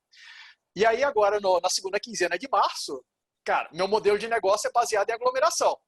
Segunda quinzena de março vai todo mundo para casa. Você não tem mais sessão no WaveSpace, você não pode mais receber 50 clientes para fazer uma sessão de Design Thinking com ele no WaveSpace. O que eu faço? Eu tive que provar minha língua. Mas beleza, então, você não precisa do espaço, quero ver você fazer sessão de imersão virtual. Cara, a gente fez mais de 80 sessões de Design Thinking com clientes, desde Design Sprint, cara, aquelas coisas super complexas, fizemos o planejamento usando metodologia SAFe, o Release Train, planejamento de Release Train, fizemos de tudo, cara, planejamento de cenários, e a gente conseguiu mostrar como realmente o espaço físico, ele era reflexo da nossa metodologia, da nossa forma de trabalhar, que estava bem consolidada a ponto da gente conseguir fazer isso com todo mundo em casa. O Denis, eu vou pegar um gancho no que você falou aí, né? Que o ambiente, na verdade, ele só tira o que tem dentro de nós mesmos, né? Ele não cria nada novo. Então, se você tem uma tendência a ser inovador, etc., um ambiente te ajuda, mas esse não é um pré-requisito. Pensando agora nisso que você falou, né? Agora todo mundo indo para o remoto. Existem, na sua visão, existem atividades que ela tem um ganho muito grande de serem presenciais, relacionadas à inovação, não? Você falou do Design Sprint, Design Thinking, todas essas sessões. Quais são os prejuízos que você vê de fazê-los online ou você não vê prejuízo nenhum? Eu acho que algumas atividades, principalmente aquelas que requerem atividade laboratorial, por exemplo, eu fico pensando, sei lá, numa Embraer, que tem que ter um laboratório de estruturas para fazer ensaio de novos materiais. Cara, isso aí não tem muito jeito. Mas do que eu vi até hoje, cara, de boa parte da inovação de modelo de negócio, colaborativa e muita coisa relacionada ao desenvolvimento digital, eu não vejo muito prejuízo de trabalhar remoto, não. Eu acho que se criou, existem alguns mitos sobre a sociologia da inovação, de ter os grupos criativos, que o cara tem que estar perto para ter os random connections e o papo do cafezinho, water cooler, né? Como falam os gringos. Cara, isso é o viés de experiência. As pessoas acham que é isso porque elas viveram isso, mas no fundo não é. Se você tem uma cultura colaborativa, você não depende de estar todo mundo no mesmo lugar. Basta você olhar, para mim, assim, um dos exemplos, claro, olha o Linux. Cara, o Linux tinha escritório? Estava todo mundo junto para fazer o Linux? Não. Mais do que isso, as pessoas não eram nem pagas. O que tinha ali era o quê? Era motivação intrínseca, pessoas motivadas e com as habilidades para fazer aquilo, operando ao redor de uma visão muito clara do Linus Torvalds e com pessoas ao redor de uma cultura de desenvolvimento muito forte. Então, o ambiente físico ali, cara, nunca foi um requisito central. Legal, muito bom, bacana esse ponto de vista. E aí, assim, a gente falando de inovação, a gente está falando aqui basicamente de empresas, né? Então a gente está falando de iniciativa privada, mas como vocês veem essa questão no setor público, em primeiro lugar, né? No governo, e aí é para os três, né? O governo, ele vem inovando algumas coisas, né? Eu acabei de tirar minha CNH, renovar minha CNH, eu não tenho ela no papel, eu tenho só que eu consegui fazer a renovação em menos de 6 horas, né? Foi um negócio realmente impressionante. Então, a inovação ela traz um benefício para o cidadão, mas ainda tem alguns deles dando risada ali. Acho que tem alguma coisa para falar sobre isso, mas depois a gente conversa. O governo tem um fator importante de não só de consumir inovação, mas também de criar um ambiente, né? Então, como vocês veem, principalmente o Cláudio e o Lincoln, que estão mais à frente do setor empresarial aí, como líderes de empresas, o que o governo poderia ajudar com relação à inovação, né? Como o governo poderia criar novos meios para que isso acontecesse? E uma outra pergunta é sobre a universidade, né? A universidade, ela é uma fonte de conhecimento, é de lá que saem as pesquisas e saem as grandes inovações no mundo inteiro. Aqui no Brasil ainda existe uma certa, vamos dizer assim, um certo distanciamento entre a iniciativa privada e a universidade. Queria ver, então, com vocês três, como vocês enxergam isso? Primeiro, a participação do governo, segundo, a questão das universidades e como fazer essa roda girar de uma maneira mais suave. Ao Cláudio. Em relação ao governo, primeiro, acho que a missão é bem simples, é incentivar a inovação. Eu vi uns anos atrás um gráfico onde mostrava o Brasil e a Coreia do Sul na década de 80, né, num patamar de econômico muito parecido. Depois mostra ele 20, 30 anos depois. E você vê a Coreia do Sul subindo e descolando assim na parte econômica do Brasil. Né? Por que isso? O que teve de diferente? A inovação em pesquisa e desenvolvimento. Isso foi muito forte na Coreia do Sul. Então, a missão é simples, incentivar a inovação. E, assim, a gente tem utilizado boa parte desses incentivos, né? Projetos com a FAPESP, estamos agora num projeto que abriu esse ano para inovação na indústria 4.0 da FINEP, né? Estamos participando desse processo. Então, eu acho que esse é o papel, ampliar esse incentivo. É bem simples, não é? É incentivar a inovação do lado do governo. E no segundo ponto que você comentou sobre as universidades, eu acho que é uma ação colaborativa entre a empresa que tem a necessidade, a indústria, né, que tem a necessidade, a empresa de tecnologia que tem o meio e a velocidade para entregar aquela necessidade, e aí vem a universidade fechando essa ação colaborativa, que tem o conhecimento, que tem acesso a novas metodologias que mudam continuamente, e a gente tem trabalhado dessa forma desde 2008, né, com muitos projetos. Acabamos de entregar um projeto junto com a USP, para uma empresa do setor de energia elétrica. É um sistema de detecção e diagnose e prognose e com inteligência artificial para hidrogeradores, né, de turbinas de hidrelétricas, né? Então, esse trinômio é super importante. Então, a indústria que tem necessidade, a empresa de tecnologia que tem os meios e a velocidade para entregar aquilo e a universidade que tem o conhecimento. E todo mundo sai ganhando, né? Inclusive o próprio país. Nesse caso desse projeto que eu acabei de comentar, no final do projeto que foi agora, nós estamos tendo como resultado, além de tudo que foi feito, 3 doutorandos, né? Então saiu desse projeto 3 doutorandos lá na USP. Então acho que isso é importante. A gente vê que isso lá nos Estados Unidos é muito mais forte, mas aqui isso tem que ser incentivado, né? A indústria, a empresa e a universidade, né? Bom, para pegar aqui o gancho do Mauro, eu separaria aqui entre 2 vertentes, tá? O governo como, digamos assim, entidade inovadora na prestação de serviços à população e uma outra perspectiva como esse arranjo, digamos assim, de inovação societário, né? Um arranjo societário de inovação, envolvendo universidade, mercado, né? Governo, terceiro setor, etc. Eu acho que para o primeiro, né, do governo como provedor de inovação em serviço à sociedade, acho que tem desafios, é claro, mas a gente também tem exemplos de sucesso, tá? Quando a gente olha, por exemplo, para coisas como as eleições aqui no Brasil, né? Até coisas como entrega do imposto de renda via internet, etc. São casos, e aqui eu estou falando, obviamente, de inovação digital, que é a minha proximidade, né? São casos de inovação tecnológica numa escala continental, de fato, né? Milhões e milhões de usuários, né? Uma logística absurdamente difícil, tecnicamente complicada, high stakes, né? A gente está falando de eleições e da receita do governo, então, assim, a criticidade é enorme. Opa, Mauro.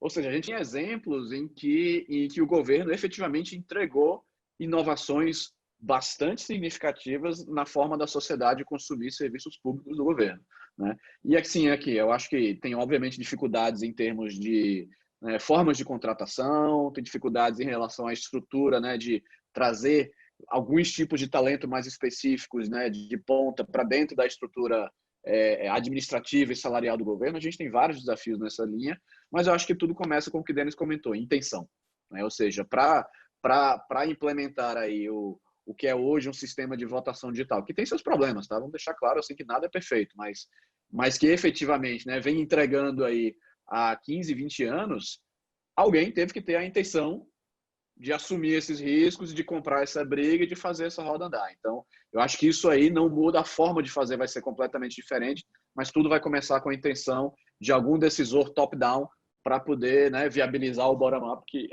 acontecer.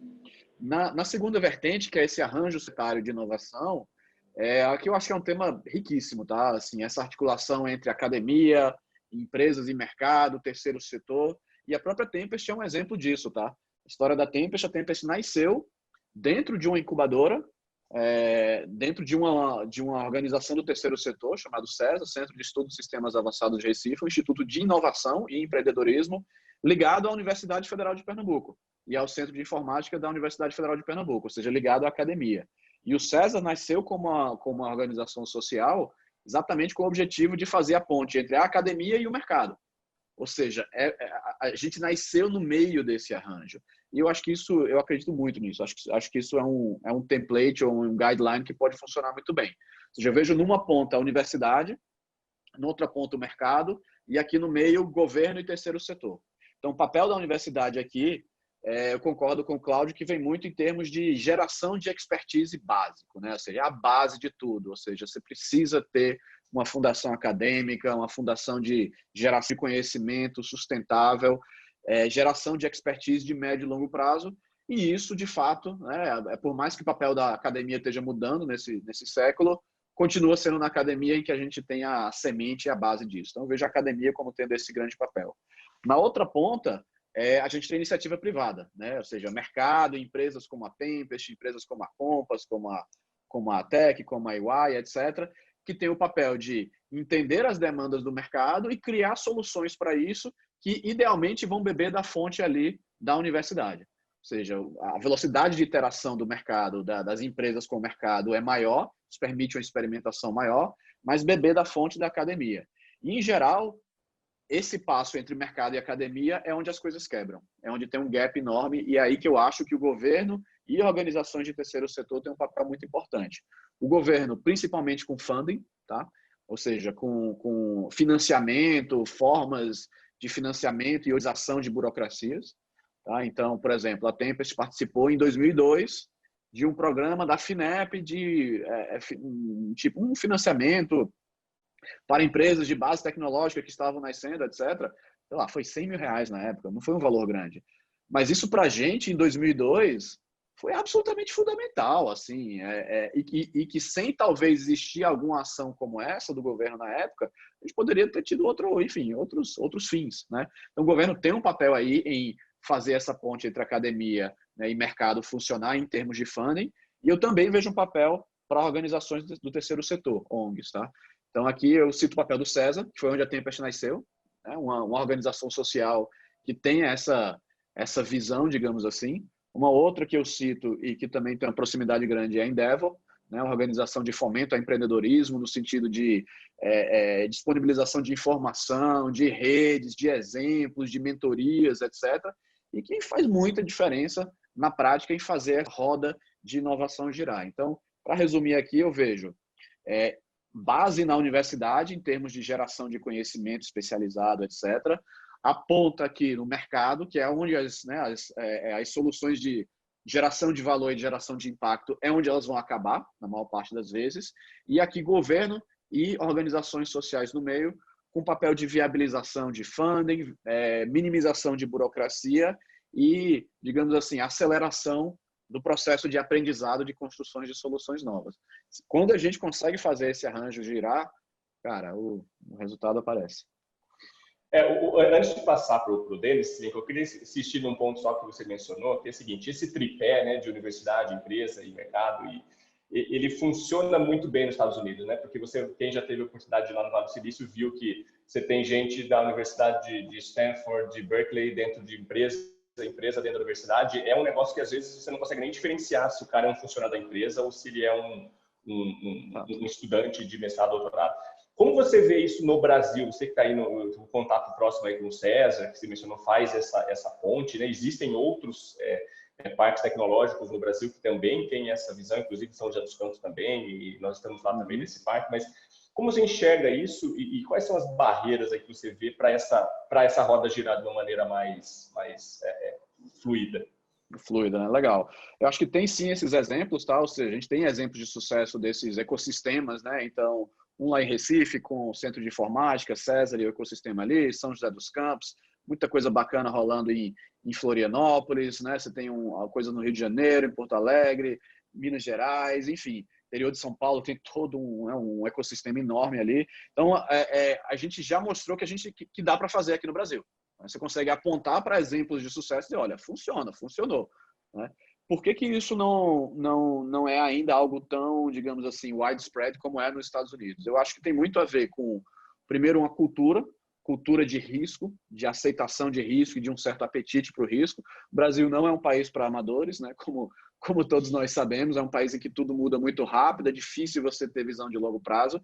A gente tem um apetite natural para o risco porque a gente vive no risco, né? Agora, a gente tem que escolher muito bem quais são os nossos tipos de risco. E esse risco inovação, por ser desconhecido muitas vezes, ele acaba muitas vezes ficando um pouco no bastidor. Então, acho que tem a ver com essa cultura que nos Estados Unidos, né, existe de forma muito... E não só nos Estados Unidos, tá? Em Londres, Tel Aviv, enfim, tem N lugares do mundo em que existe essa disposição para experimentar, errar, né? Em que você falhar não é o fim da sua carreira. Aqui, muitas vezes, no Brasil, você falhar é o fim da sua carreira. Nos Estados Unidos ou em outros arranjos, isso muitas vezes é enxergado como um degrau e tudo mais. Então, ambiente de risco. Eu acho que exemplos de sucesso em termos de empresas que fizeram essa coisa, algo que eu vejo. A Tempest tem um escritório em Londres também, né? Então, eu conheço bem o mercado de lá. E, assim, os exemplos de sucesso, eles são comunicados, eles são colocados num pedestal, eles são apontados como exemplo para uma nova geração, dizendo, olha, já fizeram, olha como foi, quer falar com as pessoas, elas estão aqui. Então, assim, existe junto com essa visão, com esse apetite de risco e com essa cultura que vem disso, você tem exemplos tangíveis e caminhos tangíveis para quem está começando. Muitas vezes aqui no Brasil é difícil para quem está começando achar os caminhos para isso. A não ser que, por acaso, você mora em Recife, ou em São José dos Campos, ou em Florianópolis, ou em algum desses lugares. Para quem não mora, onde já existe um arranjo desse tipo, as rampas de entrada acho que ainda são muito difíceis, são muito íngremes ainda. Acho que isso é algo que a gente poderia melhorar. Muito bom, Lincoln. E, Denis, como você vê esse tripé funcionando aí? Qual que é a tua visão sobre esse ponto? Acho que foram tocados aqui em pontos muito importantes, né? Eu queria talvez colocar só uma perspectiva que às vezes a gente não percebe. Quando a gente olha Estados Unidos, Europa, o caso da Coreia, 80% do investimento em pesquisa, desenvolvimento e inovação e 80% dos pesquisadores com PhD estão nas empresas, não estão nas universidades. Isso lembra a gente que inovação é um papel central das empresas numa economia. Quem puxa a inovação é a empresa. Por quê? Porque está ligado ao resultado de negócio. Então, talvez o primeiro papel do governo é criar o arranjo e o ambiente econômico competitivo que fomente a inovação. Então, para mim, esse é o primeiro mais fundamental papel, que é talvez a grande diferença que a gente vê aqui e nos outros países. Mas, dito isso, como o Lincoln bem colocou, a gente tem que olhar os países sobre a perspectiva do desenvolvimento que eles tiveram, desenvolvimento econômico desde a segunda Revolução Industrial. E nesses países que lideraram a primeira, no caso da Inglaterra, a segunda, Estados Unidos, França, Alemanha, né? Esses países criaram os arranjos institucionais lá atrás. Então, por exemplo, quando você olha para um MIT, o MIT ele foi uma universidade criada pelos empresários, porque os engenheiros formados pelas universidades da Ivy League não eram tecnólogos mão na massa. E o cara que estava lá fazendo a primeira fábrica eletrificada, ele precisava de um cara que entendesse não só de eletricidade, mas que estivesse disposto a construir uma máquina. Então, esses países criaram arranjos institucionais que permitiram, não dá para ignorar essa trajetória que o Brasil não teve. As primeiras universidades do Brasil surgiram antes do Brasil ter indústria. Então, a gente não pode ignorar esse passado, o que coloca um papel diferente para o governo também, de como é que ele cria incentivos para acelerar coisas que não são naturais no nosso arranjo. Como nem comentou, o papel de uma FINEP, por exemplo, da financiadora de projetos. A chave, então, é primeiro criar o ambiente competitivo adequado, e depois criar essas ferramentas ou esses incentivos para superar entraves que são da nossa origem histórica, da formação das empresas, das universidades e dos próprios modelos de política pública que a gente tem hoje. É interessante, né? Como dizer que o governo é interessante que o governo no Brasil ele não tem essa perspectiva de longo prazo, né? A perspectiva do governo normalmente é 4 anos, né? Que é ou no máximo 8 quando ele vai estar lá. Eu acho que essa questão também é importante, porque a inovação ela tem que ser uma política, ela não pode ser de governo, né? Tem que ser uma política de Estado, e é difícil, né, nesse contexto nosso aqui, incentivar isso. Bom, pessoal, a gente tem mais uns minutos, eu gostaria de fazer uma pergunta para cada um, e aí se eu estiver passando o tempo aqui, o meu ponto eletrônico aqui me avisa. Bom, queria começar com o Cláudio, tem várias perguntas aí para o Cláudio, mas uma interessante que surgiu aqui, Cláudio, é o seguinte: a confiabilidade é um assunto em alta nas indústrias e empresas privadas. Como anda nas empresas estatais? Sim, realmente as empresas privadas têm buscado isso de maneira mais intensa. No setor público já não, assim, a gente vê uma dificuldade maior. A gente tem algumas intenções, mas o processo é muito mais lento, né? Como você precisa de um processo dessa questão que foi falada tanto pelo Cristiano como pelo Denis, que é o apetite ao risco, né?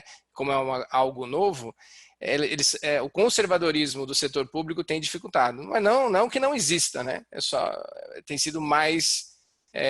e a gente não consegue, na verdade, a gente não consegue nem dar tanto foco nesse setor, porque o setor privado busca tão intensamente com a gente, que acaba ocupando espaço e a gente não criou também formas para atuar com esse público, né? Então, a gente tem um trabalho desde o início com a Petrobras, né? Mas só que a Petrobras já é agora uma questão mais mista do que era antigamente, mas de um setor puramente público, ainda é muito novo. Mas, fora do Brasil, por exemplo, a gente tem atuado muito forte com a gestão de ativos conforme uma norma nova, ISO 55000. Sistemas de gestão de ativos que pode ser também ativos físicos, né? Que ela nasceu oriunda de um guideline britânico, que é a PAS 55. Lá no Canadá, a cidade de Calgary, ela aplicou a norma ISO 55000 na cidade. Então, como eu cuido dos meus ativos físicos, minha cidade, conforme os requisitos dessa norma internacional. Coisa linda, né? Você tem uma cidade tomando conta. Aqui, por exemplo, no Brasil, e o próprio São Paulo, onde eu moro, quando eu vejo pontes e viadutos, e eu não vejo não consigo enxergar um planejamento de manutenção ou de substituição ou de cuidado com aqueles viadutos e pontes, né? Tanto é que a gente vê de vez em quando algumas caindo aí ou quase caindo. Então é muito fraco a aplicação da confiabilidade nesse setor. Tem muito ainda para acontecer, né? Muito bom, obrigado, Cláudio. O Denis, tem uma pergunta aqui, eu vou ler que é o seguinte, né? Um dos grandes desafios do processo de inovação é gerenciar o que chamamos de funil de inovação. Hoje temos à disposição diversas formas, oriundas de funcionário, colaboradores, startup, fornecedores, parceiros, enfim. Como vocês gerenciam, aí no caso para você, né? Como você gerencia, existe esse funil e como ele é gerenciado na sua realidade? Legal. Bom, o funil, na visão geral, você tem mecanismos de entrada das ideias, você tem o mecanismo de aceleração, em que você vai evoluindo o conceito e ao mesmo tempo selecionando, depois você tem os critérios de passagem de fase. Essencialmente, um funil é isso, né? A gente tem um funil que tem dentro dele diferentes carteiras, porque, como eu comentei lá atrás, existem diferentes propósitos de inovação. Então, o nosso funil ele tem uma carteira específica para questões de inovação incremental. A gente tem um funil, uma carteira mais estruturada dentro desse funil, que é mais voltado para ideias disruptivas, no conceito estrito, né, do Christensen, do termo. E ele é interessante porque ele é baseado em intraempreendedorismo, então a gente recebe proposição dos nossos funcionários e a gente cria pequenas startups internas e elas passam por um processo de aceleração, indo da modelagem da proposta de valor até o MVP. E a gente tem outros pacotes mais voltados, por exemplo, para a inovação em cliente. O caso que o Lincoln comentava de surgir uma oportunidade no cliente. Como é que eu trato isso da maneira apropriada como inovação? Então, a gente tem uma entrada específica no nosso funil para esse tipo de ideia. Então, a grande diferença assim, do nosso funil é tratar, dentro do mesmo framework, tratar portfólios, carteiras diferentes de inovação, com métricas diferentes e abordagens metodológicas distintas. Muito bom. Obrigado, Denis. Lincoln, tem uma que foi geral aqui. Vou endereçá-la para você, que a pergunta é a seguinte. Vocês acreditam que nesse novo cenário mundial, com ampliação considerável do empreendedorismo, esse cenário acabou contribuindo para a inovação? Muitas tecnologias foram desenvolvidas em pouco tempo e essa dinâmica tende a se manter e assim elevar o número de tecnologia nacional.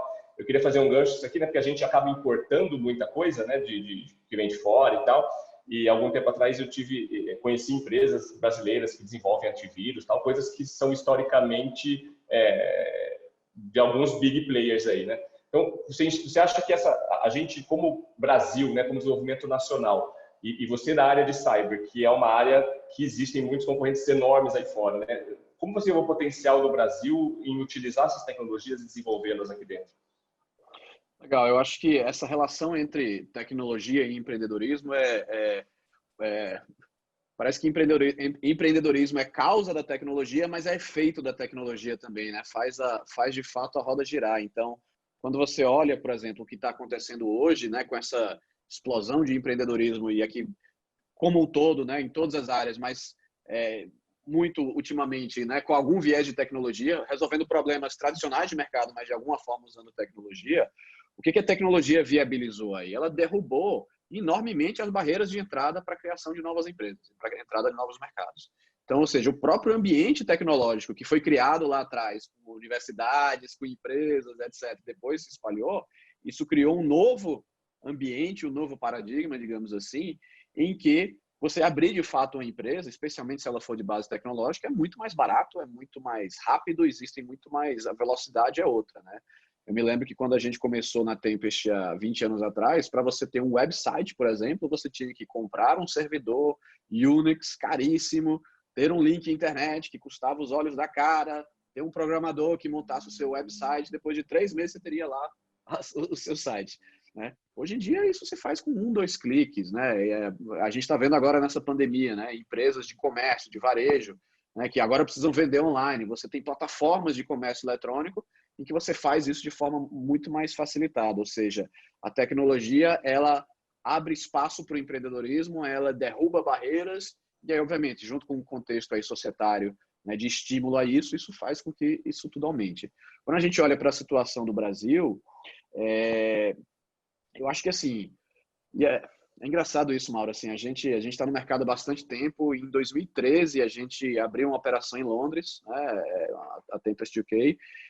Lá a gente trabalha para clientes como The Guardian, The Economist, a revista, Tesco, rede de supermercados. A gente trabalha para o Comitê Olímpico Internacional em Lausanne, na Suíça, bancos suíços, enfim. A gente aprendeu e observou algumas coisas com isso. Primeiro é que mercado de cyber é um mercado global. Segundo, o Brasil não deixa nada a dever para ninguém em relação a esse tema, tá? Assim, a gente aqui no Brasil, a gente tem um complexo de vira-lata em que a gente acha que tudo que vem de fora é melhor, mais bonito, etc., do que o que a gente produz aqui. O que eu aprendi na hora que a gente foi para lá? Do ponto de vista técnico, a gente não deixa nada a dever para ninguém, tá? Do ponto de vista de geração de expertise, de capacidade tecnológica de criação de soluções, né? De capacidade de efetivamente trazer algo novo. A própria Embraer é um enorme, talvez o grande exemplo brasileiro disso, né? O que o pessoal de fora tem? Eles têm uma cultura de negócios, de mercado, muito mais bem desenvolvida do que a nossa. É um ecossistema empresarial e de inovação muito mais bem desenvolvido e maduro do que o nosso, como o próprio Denis colocou, né? Isso vem de muito tempo atrás, né? Os arranjos foram criados há muito tempo atrás e eles estão, de fato, em outro momento agora. O que eu acho que o Brasil tem que fazer? Primeiro, é não entrar no complexo de vira-lata, tá? Achar que o que vem de fora automaticamente é melhor. Também não entrar num protecionismo idiota, no sentido de que tudo que tem aqui precisa ser melhor, não é o caso. Mas ter uma visão muito bem balanceada sobre o que é estratégico, tá? E o que é estratégico é geração de expertise e atuação nacional em tecnologias-chave, em setores-chave, tá? Saber aproveitar o que vem de fora, saber criar parcerias com o que vem de fora, não só parcerias comerciais, de negócio, mas trocas de informação, intercâmbios entre arranjos produtivos, intercâmbios entre universidades, saber aproveitar o melhor do mundo, digamos assim, os problemas e os aprendizados que o mundo já teve, mas sem a gente achar que veio de fora automaticamente é melhor. Não. E sim focar em criar expertise de base, criar tecnologia de base aqui, que vai servir à estratégia do país, né, de mercado, de defesa, né, enfim, de sociedade, por muito tempo. Não ter uma visão bitolada do assunto, não ter um complexo de vira-lata no assunto e investir no que realmente é importante, no que realmente traz valor de longo prazo. Que, ao meu ver, expertise, tecnologia, dados, obviamente estou falando de tecnologia aqui, né? Dentro de tecnologia é isso, é especialização e conhecimento. É interessante, né, mencionar quando você fala que nem tudo sempre vem de fora é sempre bom, é sempre melhor. E quando a gente olha brasileiros pelo mundo aí, né, a gente vê cabeças brilhantes aí fazendo coisas lá fora e são brasileiros, né? A própria vacina de Oxford tem uma brasileira lá que está encabeçando, enfim. Então, realmente, o Brasil tem muito potencial e a gente aqui na Tech também teve a oportunidade, né, de trabalhar com muitas empresas de fora e realmente a gente tem um potencial muito grande e às vezes não deveria, mas às vezes as pessoas ficam surpreendidas com o potencial que nós temos no Brasil, né? Muito legal a sua colocação. Legal. Gente, o papo está muito bom, mas infelizmente a gente está caminhando para o final aqui. Eu queria agradecer vocês três, Lincoln, Cláudio, Denis, pela participação, pelos insights. Aí eu queria que vocês fizessem uma consideração final aí e eu queria aproveitar e pegar uma pergunta que foi feita para o Cláudio, eu queria expandir para todos. Cláudio, você conquistou alguém disse que quer estudar engenharia de confiabilidade, que achou muito legal e pediu indicação de material. Então, eu estenderia essa indicação sobre materiais, sobre livros, ou as pessoas que quiserem saber mais sobre inovação, de que elas procurem, né? Começando pelo Cláudio aí. Cláudio, muito obrigado pela participação e a indicação aí para a gente com relação ao material, e não só para a pessoa que está interessada ali, mas para outras pessoas também. De novo, agradeço, Mauro, a oportunidade de participar e dividir conhecimento e também aprender bastante aqui na discussão. E para quem tiver interesse na confiabilidade, muitos materiais, livros estão em inglês, né? São livros que você compra pela Amazon, que a maioria dos bons materiais estão em inglês, mas existe também a possibilidade dos treinamentos online. Para quem está começando, tem sido muito bom, porque a pessoa pode fazer no seu tempo livre e aprender um assunto tão, né, novo e complexo à primeira vista. Nesse treinamento EAD, a gente tem visto que pessoas do Brasil inteiro e de fora do Brasil estão conseguindo ter acesso a essa conceituação. Então, os cursos de ensino à distância são muito bons, né? Vale a pena ir atrás dessa informação, desse caminho para quem tem vontade. Eu acho que foi a Gabriela, né, que mandou a pergunta, se eu não me engano, que eu estava olhando aqui no vídeo. Foi, mas eu dei uma espiadinha aqui, né? Então, e vale a pena, viu, Gabriela? Porque tem poucos profissionais no mundo. Quando a gente criou o programa Rede Consultor, foi com essa intenção. Tem poucas pessoas que podem ajudar no Brasil e fora do Brasil. Eu lembro que eu fiz uma palestra em Berlim, num evento de confiabilidade, e lá no final, quando acabou a palestra, um cara que era gestor de ativos da Nestlé, e ele ficava na Suíça. Mas aí ele veio e falou em português comigo no final, né? Tomei até um susto assim, podemos almoçar? Aí eu falei, vamos almoçar. Eu falei, olha, eu fiquei impressionado que esse assunto de engenharia da confiabilidade, que eu achei que era só coisa de PhD, mestrado, doutorado, usando na indústria, né? E então eu achei muito interessante. Então, estamos falando de uma Nestlé, lá na Suíça, né, que esse assunto ainda não era nem conhecido, que achava que era algo out of the blue, né, que não era nem para o negócio deles, mas tem aplicação, né, e leva as empresas para novos patamares de eficiência operacional assim tremendo, né? Então o assunto é muito novo no Brasil e fora, vale a pena ir nesse caminho e também sugiro ler um livro nada a ver com confiabilidade, mas ele mostra as barreiras que você vai encontrar e como lidar com elas, que é o Thinking Fast and Slow, rápido e devagar, do Daniel Kahneman, que ele estuda que a maior parte das empresas ainda hoje tomam decisões baseadas em feeling, em experiência e pouco pautada em análise quantitativa. Então é bom ela ler esse livro também, quem tiver interesse, fala assim, olha, já fico preparado e entender por que existem tantas resistências no meio do caminho, né? Essa parte ele faz lá muito, ele é um psicólogo, né, que ganhou o prêmio Nobel em 2002. Então, pega na parte técnica e na parte comportamental, confiabilidade e o Thinking Fast and Slow. Né? Tem mais uma indicação também, só para essa questão de trabalhar as pessoas, o do MIT, do Peter Senge, que é a quinta disciplina, né, que como você leva essa inovação para dentro do negócio de uma forma mais estruturada, que é bem interessante também. Esses três materiais acho bom de leitura para quem está começando. Muito obrigado, Cláudio, pelas indicações aí também. Lincoln, tua vez, mais uma vez, obrigado aí pelo teu tempo, pela tua disponibilidade, pelos teus insights aí, foram muito ricos aqui para nós todos. Legal, obrigadíssimo pelo convite, foi um prazer, a gente se divertiu aqui, né? Dá para ver que o tema vai longe, né? Muito, muito bacana. Eu acho que só para, enfim, deixar alguns ponteiros aí sobre os dois principais temas que eu acabei falando, né? Empreendedorismo e cibersegurança de uma forma ou de outra. Primeiro sobre empreendedorismo, assim, né? No sentido de quem... E aqui muito ligado à inovação, né? Mas assim, fontes de informação, assim, o que eu vejo muito é que as pessoas têm muita dificuldade de por onde começar. Né? Tem aquele desejo, tem a intenção, mas tem dificuldade de por onde começar nessa trilha de abrir uma empresa, montar um negócio e tudo mais. Aqui eu indicaria a Endeavor e o Sebrae, tá? Como duas fontes de informação super ricas. Então, a Endeavor é uma organização do terceiro setor, endeavor.org.br, é uma organização mundial, na realidade, tem 20 anos de atuação, tem aqui no Brasil também, que o papel dela é trazer informação para estimular e fomentar o empreendedorismo. Então, ela tem uma enorme quantidade de informação no site dela sobre quase tudo que a gente possa imaginar, desde o básico, acesso a capital, modelos de negócio, experiências, aprendizados, etc. Realmente muitíssimo rico, indico demais.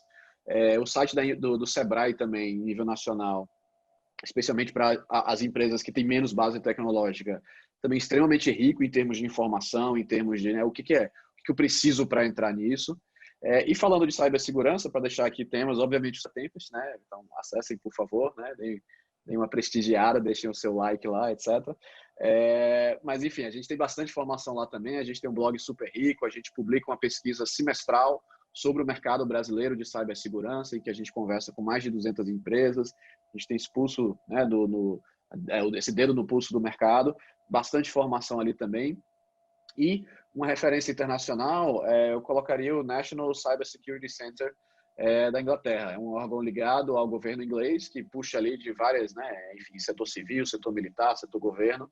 Eles criaram uma entidade para meio que centralizar a estratégia e o policy making de cibersegurança para a Inglaterra. E tem uma enorme quantidade de informação muito boa lá, né? Especialmente, eu diria, para líderes empresariais, né? E ainda existe pouca informação sobre cibersegurança para um conselheiro de administração de uma empresa, para um C-level, etc. Isso ainda é muito do corpo a corpo, digamos assim, e esse site do NCSC, ele tem muita informação. Um conselheiro de administração de uma empresa de cosméticos. O que é que eu preciso saber sobre cibersegurança? Eu não vou ser especialista, mas eu preciso saber alguma coisa para poder cumprir minha função empresarial, né? E ali você tem uma série de ponteiros e uma série de informações muito ricas nesse sentido. Acho que é isso, assim, contribuição aqui, né? Um prazer estar aqui com o Cláudio e com o Denis também nessa discussão. Aprendi um bocado, né? Eu vi que tudo que a gente aprendeu fazendo na prática, Cláudio, o Denis já tem um framework sobre como fazer isso e melhor, como levar isso para frente, né? De forma sistêmica. Às vezes reinventa ali, ou reaprende coisas que já existe, obviamente, um arcabouço aí muito bem estabelecido sobre isso, um aprendizado. Muito bacana. Obrigado pelo convite. Legal, obrigado, Lincoln. E falar com o Denis é sempre sair com umas pulguinhas atrás da orelha. Eu sempre vai levar uma frase para pensar depois em casa, lá, tranquilo, né? Denis, mais uma vez, obrigado aí pela participação, pelos teus insights, pelas tuas falas aí, sempre provocativas, bem bacana, muito legal mesmo. E a tua mensagem final aí, as tuas indicações, por favor. Bacana. Bom, prazer aqui, foi um prazer estar com meus colegas panelistas aqui, também aprendi um monte. E é um prazer estar junto da ATEC aqui de novo, né? Então agradeço muito o convite. E já que o Lincoln abriu aí a permissão para o Jabá, eu acho que o site da EY tem muito conteúdo legal sobre inovação, transformação digital, tanto no site brasileiro quanto no nosso site internacional. Quem quiser também, o Mauro falou aí, eu escrevo alguns artigos, participo em podcast também, quem quiser no LinkedIn vai achar alguma referência aí sobre o que eu falei aqui, coisas que eu escrevi. Mas em termos de literatura, lógico que eu ia recomendar ler um Schumpeter, né? Mas, cara, ninguém vai ler Schumpeter, só os apaixonados mesmo, são livros de 80 anos, numa linguagem diferente, é literatura hard, mas se puderem, leiam. Mas acho que tem 3 livros assim, bem legais de inovação que eu recomendo do nível inicial para o médio, né? Que é o Competing for the Future, do Gary Hamel, o Innovation to the Core, do Peter Skarzinski, e o Innovator Dilemma, do Clayton Christensen. Eu acho que esses 3 livros, eles conseguem compor assim, uma visão inicial do que são os elementos desses frameworks que eu estava comentando. E para quem quiser até ter uma visão um pouco mais estruturada, a OCDE tem um manual chamado Manual de Oslo, que é a última edição de 2018, e que ele caracteriza o que é inovação, quais são os tipos de inovação, como é que você mede inovação. Então, é uma referência mais estruturada do conceito de inovação. Vale a pena ler o Manual de Oslo à luz do que esses 3 livros, são 3 autores aí muito conhecidos no meio, né? Falam sobre experiências empresariais e como é que isso é aplicado no dia a dia dos negócios. Legal, muito bom. A ISO também soltou uma norma, né, agora de inovação também. Tem a norma da ISO, sim. Tem normas da ISO também, são bem interessantes. Senhores, muito obrigado por terem participado aqui do fórum. Agradeço também a todo mundo que acompanhou. Tem uma palavrinha final do Malaco aí. Antes de passar para ele, só responder 2 coisas que sobre o vídeo. Essa nossa sessão vai ficar disponível aí nas redes sociais, aí, YouTube. A gente vai mandar os endereços aí em breve. E também alguém perguntou do certificado de participação. Sim, tem. A gente também vai encaminhar com o e-mail de vocês. Tá bom? Gente, muito obrigado mais uma vez. Malaco, passo a palavra para você. Obrigado, Mauro. Excelente aí por conduzir muito bem esse primeiro painel aí do dia de hoje. Então, minhas palavras finais aí, primeiro são de agradecimento, né? Agradecer a todos aí que participaram do nosso evento de hoje, dessa manhã, em especial, obviamente, aos palestrantes aí, o Cláudio, o Lincoln e o Denis, que trouxeram aí, com certeza, aprendizados aí, visões aí muito interessantes e bem diversas, né? Sobre a inovação e como ela tem aí impactado aí as nossas vidas e os nossos negócios. especialmente aí nos dias de hoje, aí, que é de grandes transformações e mudanças muito rápidas aí. Então, fica aí meu muito obrigado a vocês.